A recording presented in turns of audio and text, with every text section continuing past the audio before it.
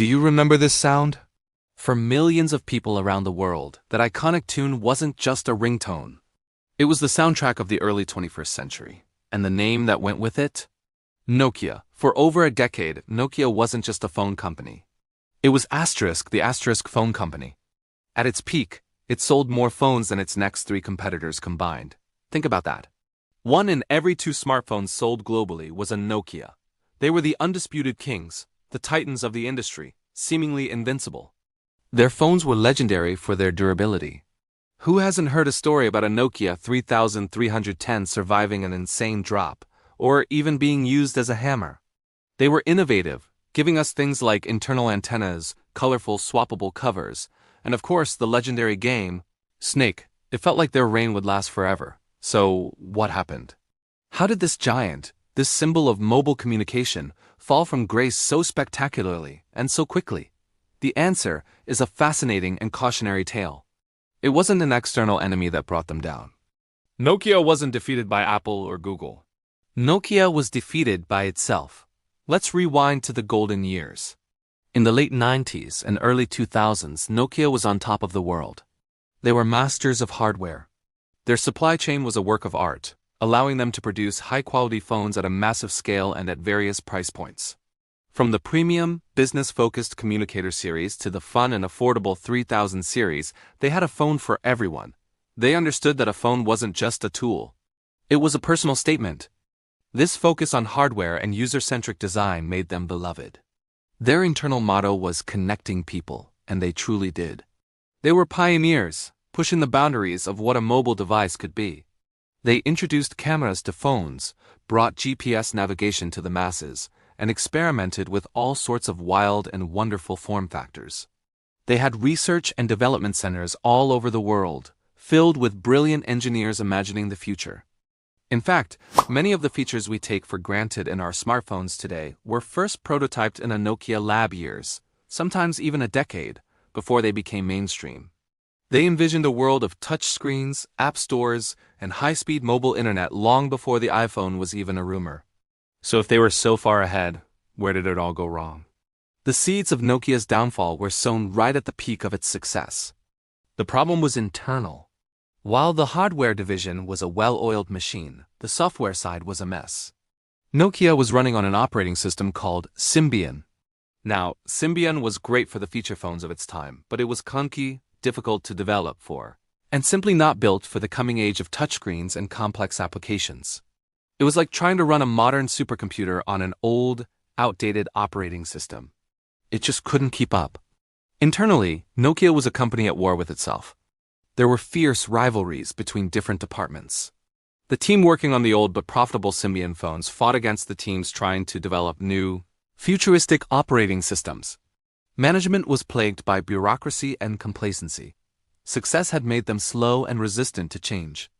They were so focused on protecting their existing market share that they became blind to the disruptive changes on the horizon.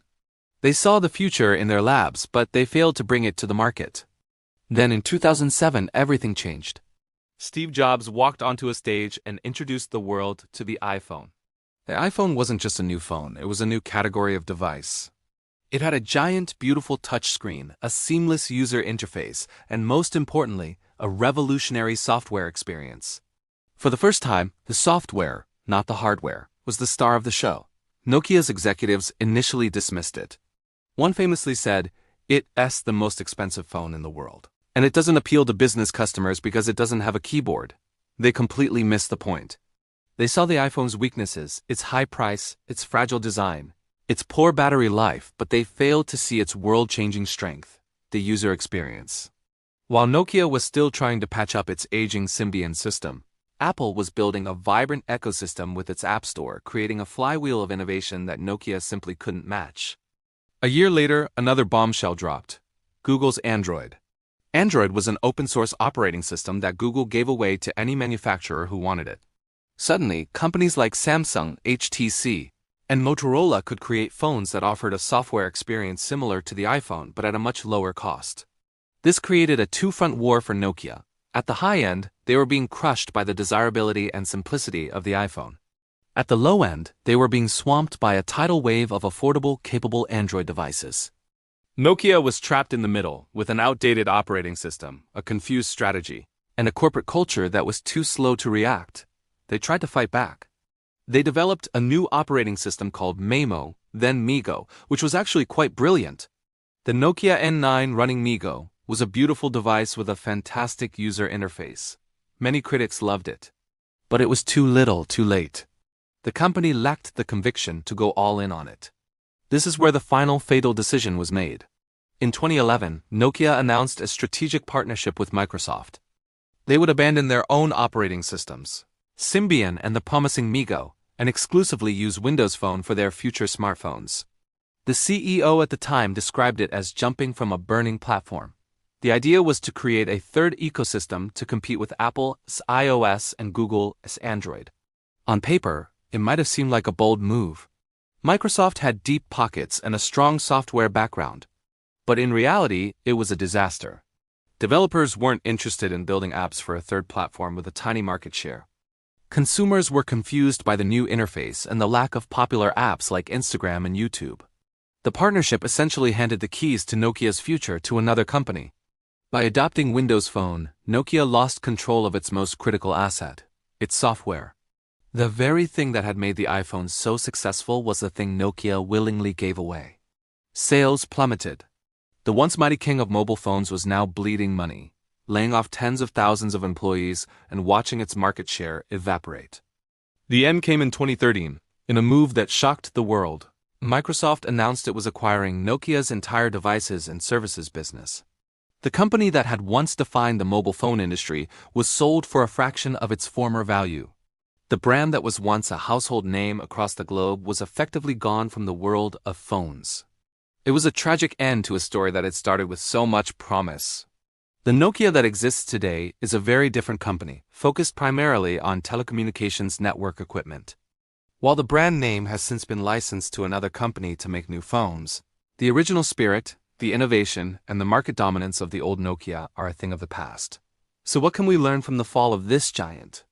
Nokia's story is a powerful lesson for any company in any industry. It shows that success is not permanent. It proves that no matter how big you are never safe from disruption. Nokia wasn't defeated by a superior competitor. They were defeated by their own complacency, their internal conflicts, and their fear of cannibalizing their own successful products. They saw the future, they even invented parts of it, but they failed to act decisively.